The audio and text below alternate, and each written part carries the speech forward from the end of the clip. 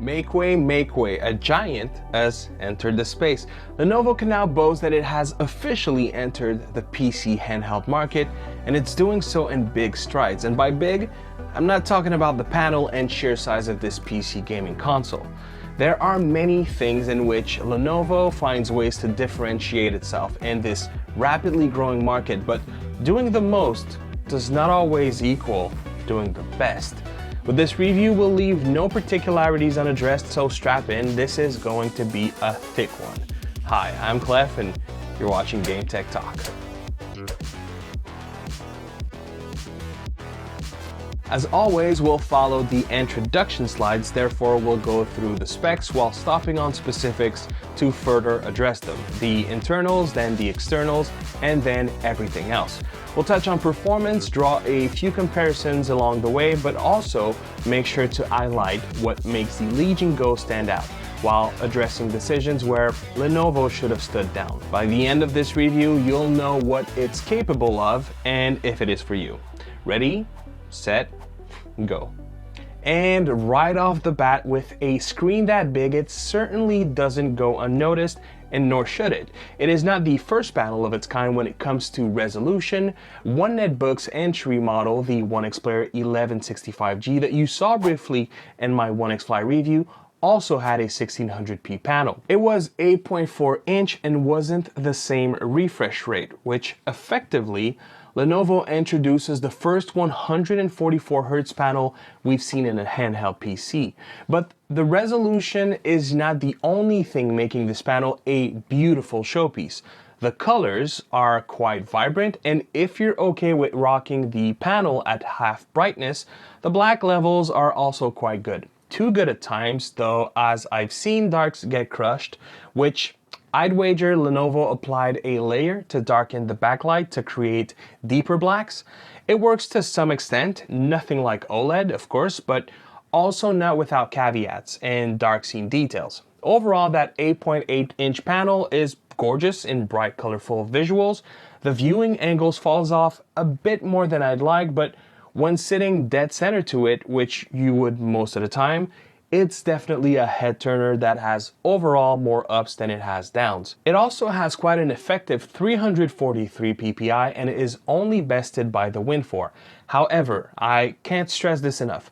Having high ppi paired with high resolution is kind of cheating on paper, at least for gamers. You will hardly ever run 1600p on AAA titles, but rather will lower your resolution to 1200p, possibly even 800p. So while the panel does look crisp when doing indies or older title, please keep in mind that graphically demanding games will not look as sharp in many case scenarios. Of course, FSR 3 with frame generation might help to make this statement false, and we'll talk about it later in this video. Before moving to other hardware components, let's address the panel being portrait type. What you should know if having intentions of playing many older retro PC titles, portrait panels may contribute to the complications you will encounter. On the other hand, having a landscape panel may contribute to scan lines you'll experience across the board. With activating VSync, if no better technologies are available, they can be eliminated, but will introduce latency or input delay, especially on fast-paced or resource-intensive games. Hence why the Rogue Ally is praised for including a landscape panel equipped with VRR. VRR eliminates risks of scanlines while greatly minimizing any perceptible input delay. The best of both worlds, really. To the right of the panel hides a discrete ambient light sensor, which is set to on by default, so if you dislike your brightness being changed automatically, don't forget to turn it off. Okay, enough about the panel. The handheld is comprised of its main body, which we can separate from the controllers using those little notches. By the way, those controllers have no wiggle, at least right now and on my unit. Then sliding them down, we'll find two rails, one of each side, where the controllers sit, communicate, and charge when connected. Moreover, we'll find two USB-C 4, one up top, one at the bottom. By both being USB 4 protocol, they both support video out as well as eGPU support for a docked experience. Though an official dock still hasn't been announced, at least as of the making of this video, I can confirm it works fine with pre-existing ones. Both USB-Cs can charge the device. I tried doing both simultaneously. It does not accelerate charge speeds like it did on Lenovo's discontinued cell phone lines of product. Furthermore, we have two in-body microphones. Here's a quick audio test. Mic check 1 2, this is Clef. Hi, you're watching GameTech Talk. Sitting on top are volume buttons, the exhaust fan, and power button. A 3.5mm jack that supports both stereo output as well as microphone input. Two top firing speakers. Here's another audio test.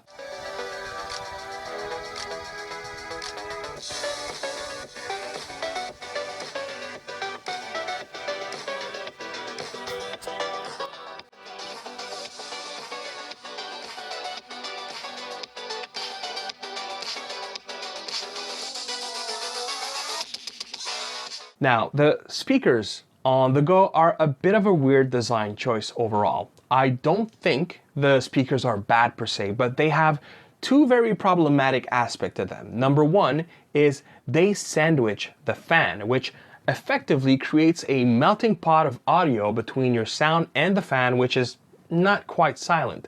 It has this nearly always audible high whine pitch, and yes, that is in idle. When ramping up, it's amongst the worst I've heard and reminds me of what first generation handheld gaming PC sounded like. If I still had my GPD Win 2, I'd put them up against each other. I'm not exaggerating, it's really not a strong suit of this handheld. And number two, especially considering the size and weight, the speakers will pretty much always point exactly to the opposite of you, making it not the worst I've heard, but one that would clearly need rework. What is great though is the kickstand on the Legion Go. It's wide and quite sturdy. Very reminiscent of what you find on the OLED Switch, and the type of kickstand I wish more manufacturers would adopt. Last but not least is the MicroSD, for which speeds are not mentioned anywhere I could find. When moving on to the controllers, they are battery powered, meaning that just like Joy-Cons, you can use them wirelessly. They have what I would call haptic motors, similar to cell phones. While I did state that I prefer haptic motors to cheap rumble ones often found in third-party controllers, the shell feels too large for the vibrations to carry through nicely. I'd say it's one of the very few devices where I'd rather shut the haptics off completely rather than using the noisy and sensory lacking option these offer. However, the haptics do a great job when using the trackpad that is sitting on the right controller, which, talking about it, as far as responsiveness goes and positioning, it is a fantastic addition. But again, I'm a bit confused with some of the decisions here. It is a one-touch trackpad, so dual finger scroll, for example, does not work. It also is recognized as a mouse rather than mimicking touch. Why is that important? Well, if you use it to click anywhere where text entry is required, it will not automatically bring up the on-screen keyboard like it would if you touch the screen. In some kind of way, I find it makes the trackpad semi-pointless, no pun intended. Arguably, you could make a habit of hitting the keyboard shortcut to bring it up. I'm not a fan of its usability. Then is the fact that it doesn't click, which contributes to giving it a bit of an off feeling to me. The controllers still remain extremely unique in the market and have a lot going for them. The left side has two user customizable buttons, which at this point can serve exclusively to mapping single inputs, no macros, no turbos, no Windows shortcuts. Hopefully, Lenovo was just rushed for market and they'll address their software later on, but as it stands, those buttons are a bit lackluster, but at least when talking about the left side, their placement are super comfortable and the ergonomics of both controllers are excellent. Another aspect that is not quite logical is the button's value. One might think that the two upper buttons would be select start and that the two bottom ones on the left controller would be functionality buttons. Instead, Lenovo decided to flip the script without options to change them. So the bottom left controller buttons are indeed select and start, and the two top ones are functionalities. The left one opens up the Legion Space Center. The right one cycles through two quick access menus. These buttons are confusing at best. Not only should one of them be desktop mode, it also seems like a missed opportunity to not give them long press value. However, the left top one can be used for shortcuts, one of the most useful one being L1 plus left function, which will bring up an on-screen legend of your controls and what they do. As for the right controller, it is a thing of its own. First, it also sports two more customizable buttons, but these ones seem designed for accidental clicks, as one of them is literally sitting under where the device should rest in your hands. It has a hidden scroll wheel, which can be used exactly like a scroll wheel would. It even clicks like one. Then you have the switch at the bottom, transforming that controller into a makeshift mouse by using the bottom sensor. While it is not obligated to be paired with the included mouse dock, I have to say that function of the Lenovo Legion Go is surprisingly good. Let me rephrase that. It is surprisingly great. In mouse mode, the buttons are easy to reach. The controller sits in its dock using magnets that are quite strong. And yeah, it's a different way of doing mouse gaming, but one that I am excited to experiment more with. From habit, a mouse will remain the go-to for many FPS players.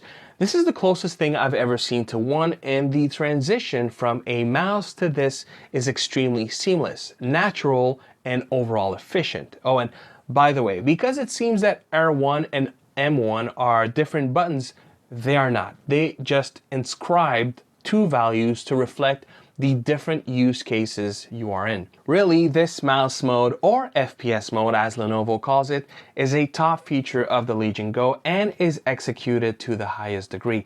The only button that feels off in placement is the scroll wheel, but to be fair, I'm impressed to begin with that they even managed to add one, and I'm happy that it's so discreet that it does not hinder the gamepad in any way. It's just not easy of reach. In FPS mode, the mapping software does change from gamepad inputs to keyboard plus mouse ones. You still cannot map combinations, and Lenovo still does not offer preset functions. So a return to desktop, for example, would require two keys. By mapping M3 to Win key and left analog pointer right is D, and you probably catch my drift, you can do a back to desktop shortcut. It's clunky, but until Lenovo gives us superior software, it'll have to do. Talking about drift, these analogs are Hall sensors. It is not impossible to encounter over time, but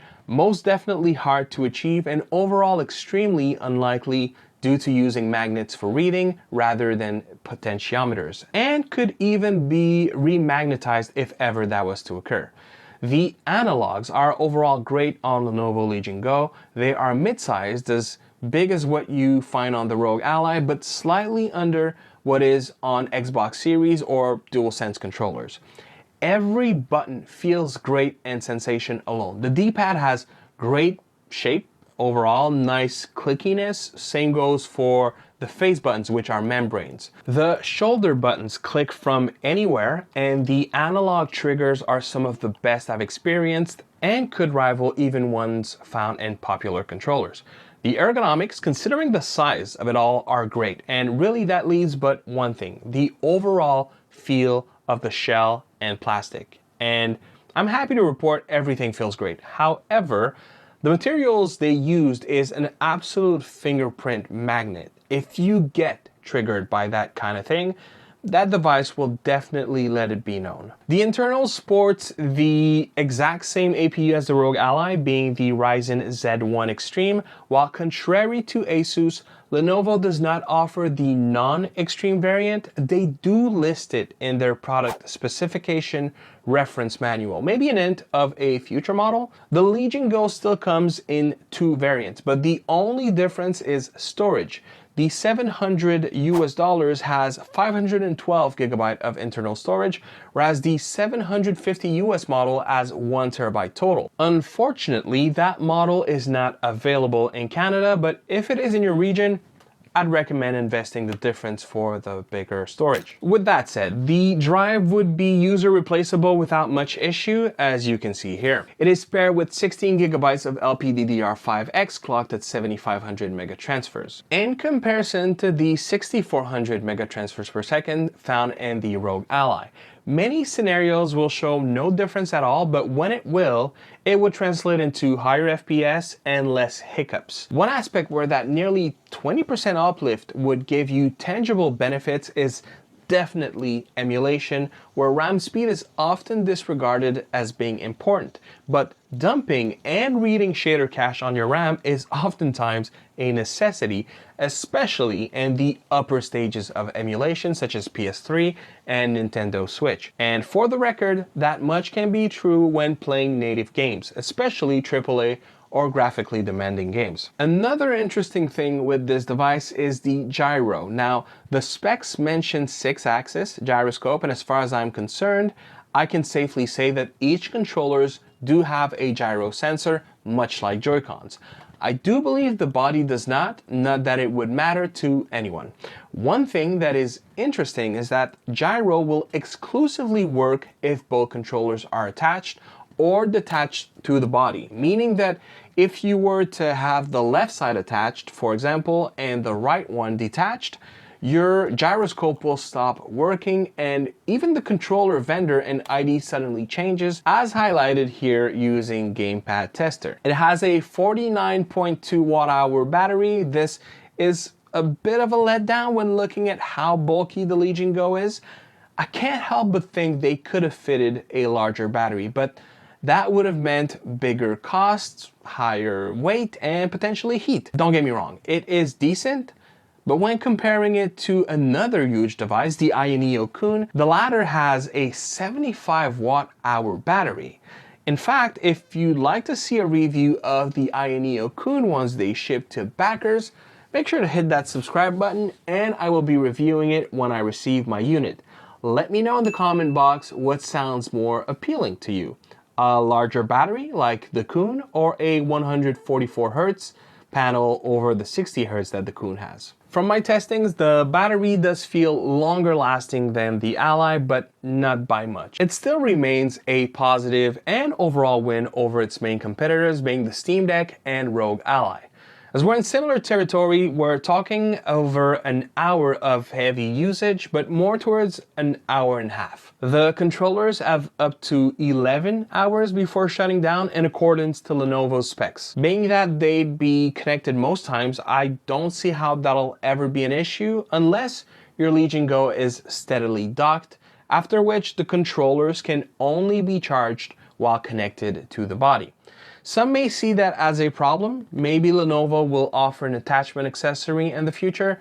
Time will tell. The device supports Wi-Fi 6E as well as up to Bluetooth 5.3, which requires an update as stated by Lenovo. The official specs do not mention the support of MIMO technology, MIMO per se, but it does mention a 2x2 antenna array for increased Wi-Fi reliability. The body weighs 640 grams, and while connected with controllers, it clocks in at 854 grams. The feel, when it comes to proportion and weight, is amazing, all things considered. No, you will not play for hours on end with your arms extended out, and no, playing laying down on your back is not the best way to use this behemoth. Don't get me wrong, we are still dealing with a thick boy, and one that sits in the upper echelon of the entire gaming handheld space. But considering its specs and overall form factor, it feels lighter than it actually is, until you position yourself in a way that the weight is very much reminding you that you need to hit the gym. All right, we are pretty much done with the specs. Before jumping into software, let's address the carry case. It is greatly built, has a lot of padding inside.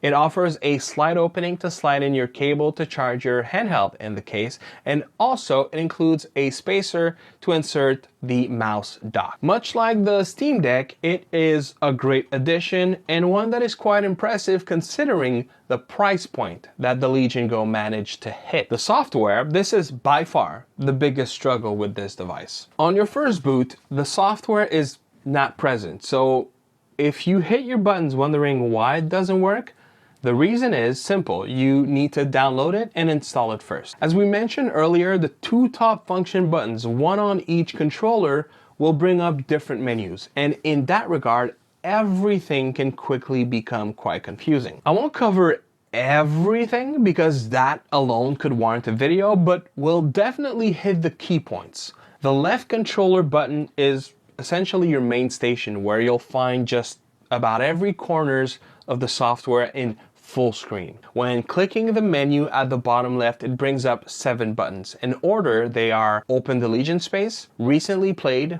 your home interface, which is arguably more a storefront than anything else, your Lenovo Download Center, your screenshots, your device settings, and last, your shutdown, sleep, restart, exit software button. I want to say that while it is not unresponsive so far, it is clumsy. It's just not a pleasant navigation experience. You'll find yourself juggling between buttons because the intuitiveness needs rethinking. At least that's what it's been in my experience. By far the most important button there is the cogwheel, as it will be where you can set your RGBs, your controller mappable buttons, but also your TDP. It's not presented in an obvious way, but if you go to performance and change your thermal mode to custom, you'll have an easy to operate slider to change it as you see fit. I appreciate that Lenovo lets us easily change it versus ASUS's pre-made profiles and limitations that they have by default,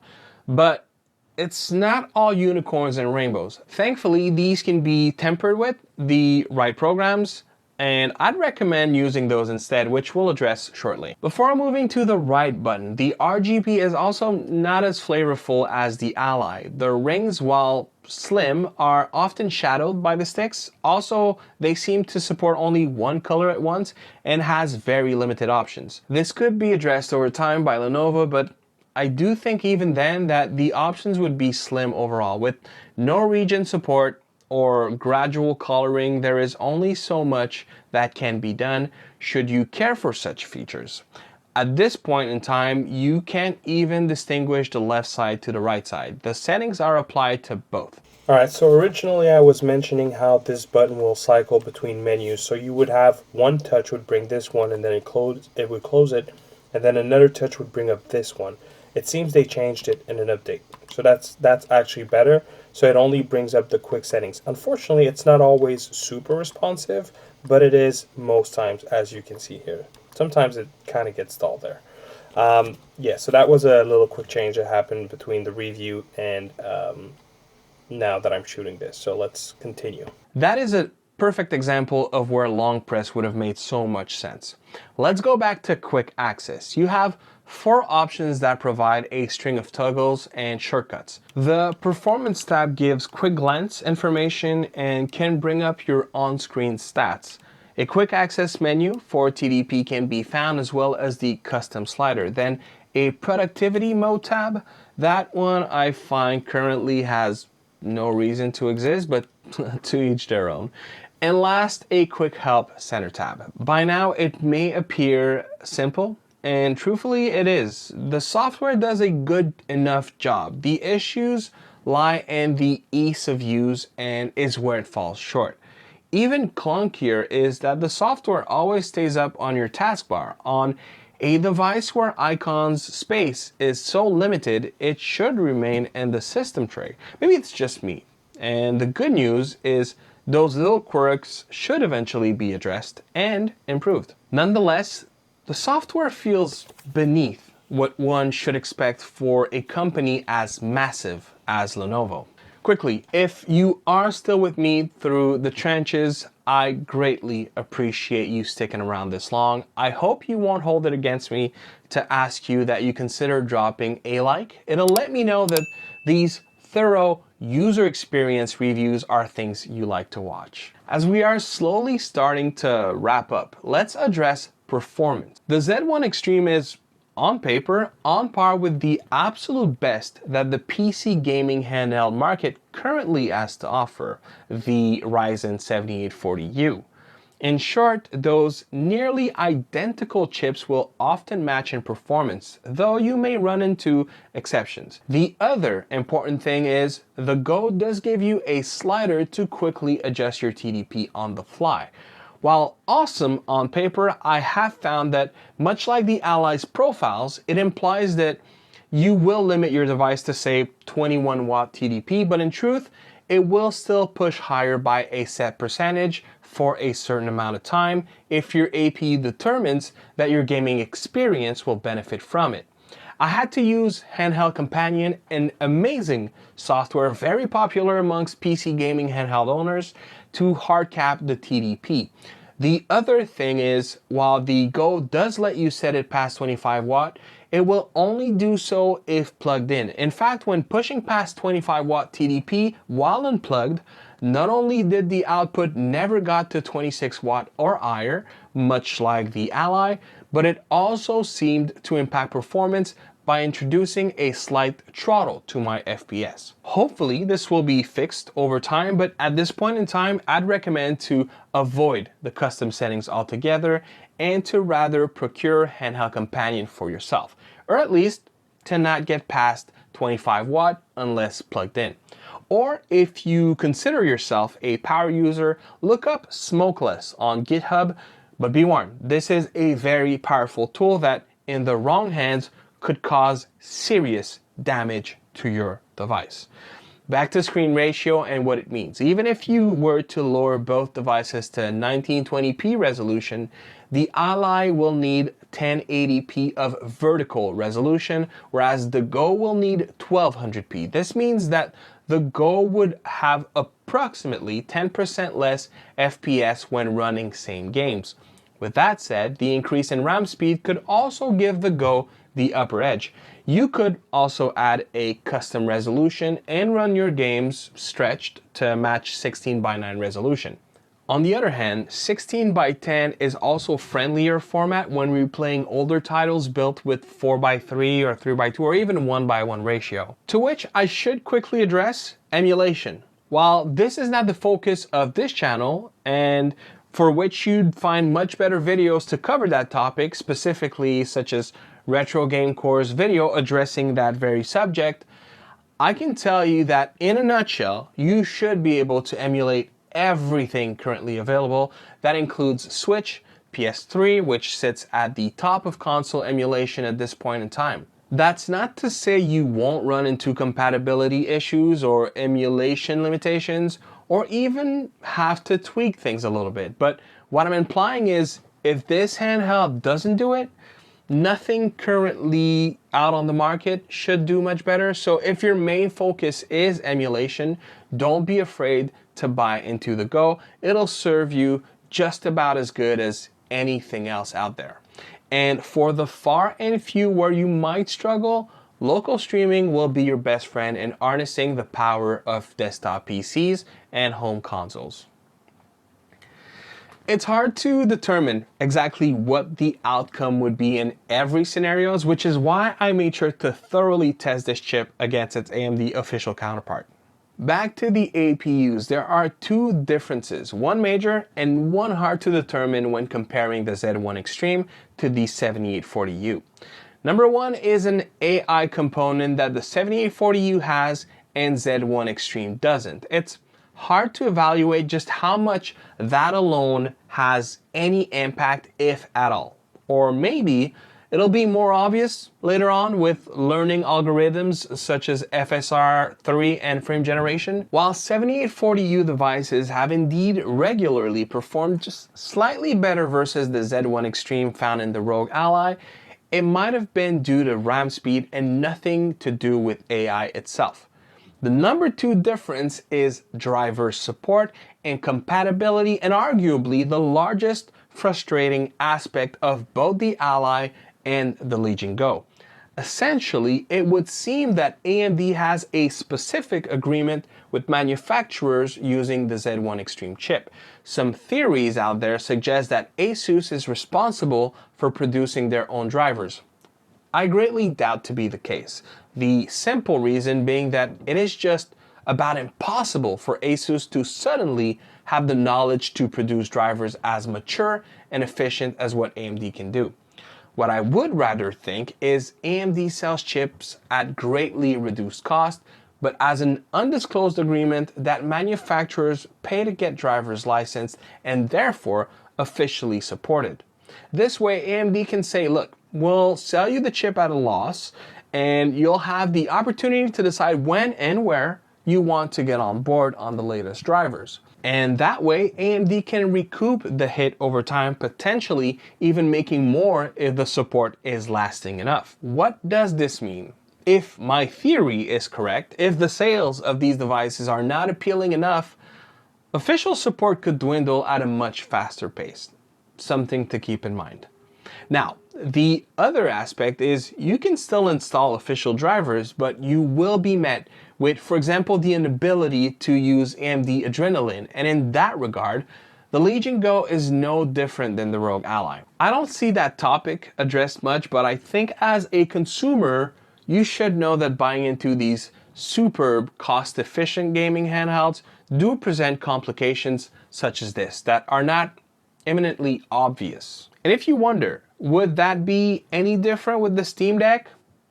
I don't think so. Actually, I think Valve got the same kind of deal, but the big difference with Valve is they can rely on Proton to do the heavy lifting with compatibility. By adapting titles to Linux, they have proven in some cases that the Steam Deck can sometimes even operate beyond comparative hardware. But one thing we know for sure, FSR 3 will be supported on this API, much like it will on the 6800U, the 7840U, or even the custom architecture of the Steam Deck.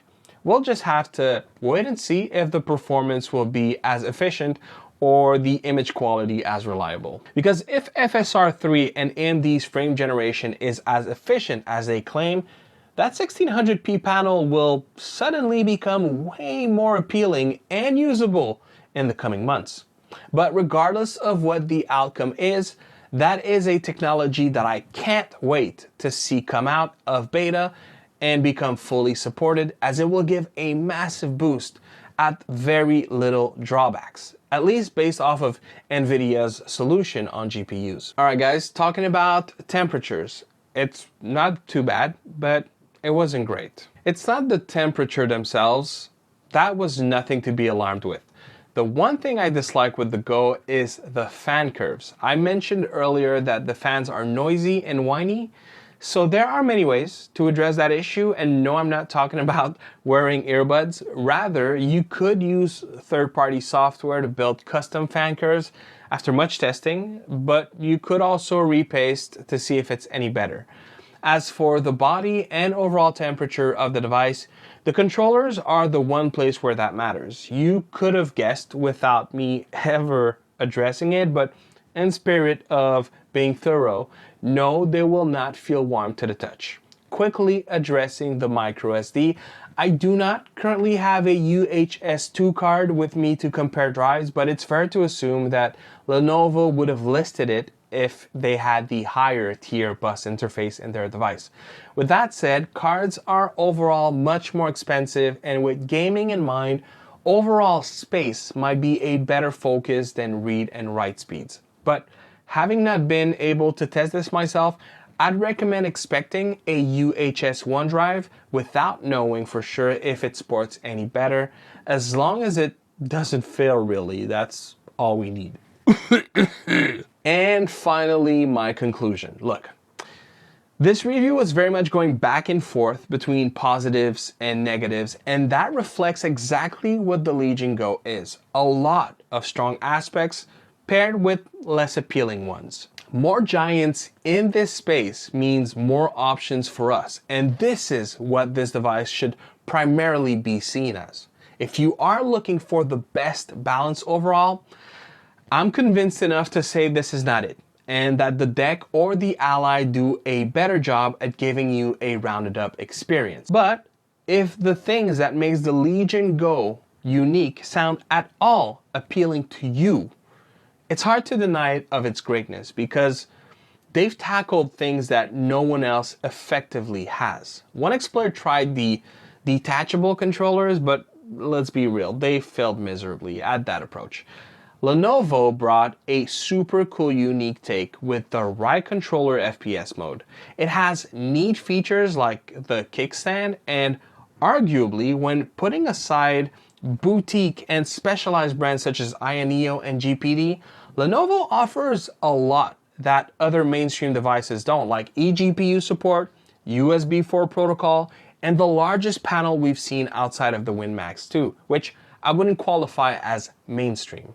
So here are my closing words. Lenovo entered a market with established contenders that are already prominent and proficient. They evaluated what the mainstream market need and still haven't been provided with, and they focused on filling up that space. With that in mind, the Legion Go deserves much credit, but it wouldn't sit right with me if I was to make you believe that it does that without sacrificing any of the things that gives these devices their mass appeal. They will soon release AR glasses marketed under the same gaming brand, and who knows how far they'll push their accessory offerings. I sincerely hope that this line of product is not met with the same fate that their cell phone divisions got. If anything, I'm glad they saw the opportunity early on and jumped into it quickly enough, because I firmly believe that while the Go should be well capable of finding many owners, I'm extremely curious to see where Lenovo will take us on their second or third, and who knows how many more takes they'll have down the road. As for today, they made me a believer that they can strike an amazing balance between innovation and overall build quality. Let's just hope they keep an open policy to feedback and that they are willing to address their shortcomings in the future. For now, my 2023 best gaming PC handheld seems to remain this one that I reviewed right here, the One X Fly. If the standout features of the Legion Go do not speak to you in any particular way, you owe it to yourself to watch this video and open your mind and possibly wallet to this device. It is the absolute best that the market has put out so far, in my opinion. Cheers.